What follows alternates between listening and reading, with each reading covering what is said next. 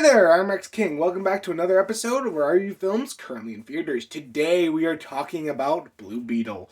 So Blue Beetle is the latest DC film. It follows Jaime Reyes, a kid who just graduated college and comes home to the Florida Keys to find out that his family's house is going to be taken away because they don't have the finances. And he ends up going to work, trying to help his family out. However, one day he ends up in possession of this scarab, which turns out to be a piece of alien technology that ends up attaching itself to Jaime and transforming him. However, there are bad guys who really want this scarab and are coming after it and will do anything to get it. So it's up to Jaime to save the day and protect his family. So, real quick, I don't know how many people are familiar with the Blue Beetle, but he has had several iterations over the years. The two famous iterations are Ted Kord and Jaime Reyes. And I've always been more of a fan of the Ted Kord Blue Beetle, but I get why we went with the Jaime Reyes Blue Beetle, as he's the younger, more relatable of the two. And I really like how this film brought him to the big screen. I actually really like the family dynamic that this film goes with, and the story of trying to overcome adversity with your family at your side. It really works for Jaime's story, and I really enjoy how the film presents this tale. And yes, there are times where this movie is just your standard superhero affair, but to be honest, it's not bad. A lot of superhero movies nowadays are struggling with tone, trying to either be too comedic when it needs to be serious, or being too serious when there needs to be some more comedic moments. This film, I feel like, has a decent balance. It knows when it needs to be funny, but it also knows when things need to be serious, and I feel like that's the advantage this film has. The characters, I really feel like this film nailed the character of Jaime Reyes and how much his family is important to him. I also like the different family members we get to see him interact with, and we get little hints of their backstory. I wish there was more of his mother, but everyone else we got a decent amount of time with, and it works really well. Now, unfortunately, the downside is our antagonist. We have two of them here. We have the head of Kord Industries, who's this evil, vindictive woman who just really wants the scarab for not good reasons. And then we have this underling of hers who really is played off as just basically mysterious.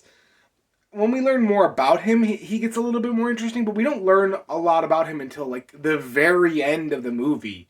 And that means for the most part he just is one note, and again, it just doesn't work. And then we have the performances, which are all really good. Everyone does a fantastic job. I'm not gonna list all the actors' names because I can't pronounce most of them, and if I tried, I would make a fool out of myself.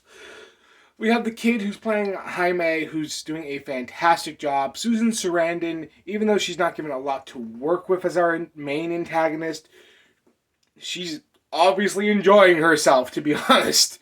The guy who's playing Carapax, the other antagonist, is also really good. He manages to play this character and give him such a wonderful presence. George Lopez is in this film, and I really did not expect him to be all that good because I've never really been a big fan of his. But man, he actually has some great timing and has some of the best comedic moments in this film. I really enjoyed the performances here, and the visuals are hit or miss. Now, here's the problem. You can't do Jaime Reyes Blue Beetle with practical effects. You have to do CGI with the pure amount of stuff that the scarab can do. But it feels so standard. Now, good news is the CGI here is way better than some of the previous superhero films we've seen this year, such as Ant-Man, the Wasp, Quantumania, and The Flash.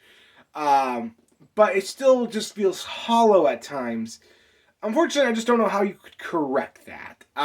Because you really couldn't do practical effects with the pure amount of stuff that the Scarab can do. Um, but it's fine overall. So then we have the music, and I really like the music in this film. I thought it was really on point. I like the soundtrack, the songs that they incorporated. I really enjoyed myself with the soundtrack. And at the end of the day, this film is really not bad. I really had a good time watching it. And I was expecting it to be a lot worse than it ended up being.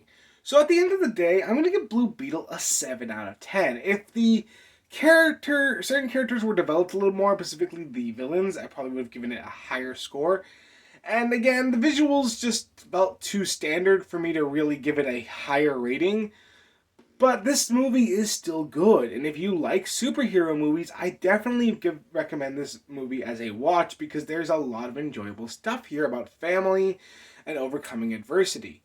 Anyway, that's what I thought about Blue Beetle. What do you think about it? Let me know in the comments below. If you like this video, like, comment, and subscribe, and I will see you next time.